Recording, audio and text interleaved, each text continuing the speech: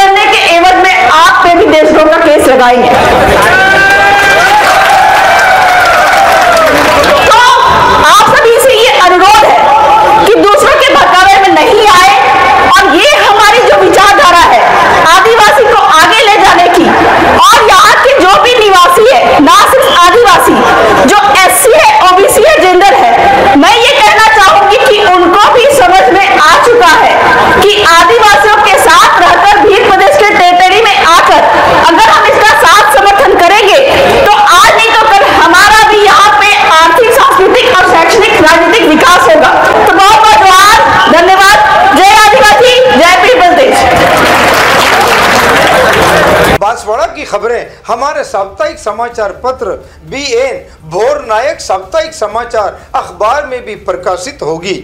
देश हित जनहित में राज और समाज का साप्ताहिक दर्पण संपादक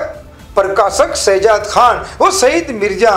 की रिपोर्ट देखते रहिए भोर नायक समाचार पत्र में।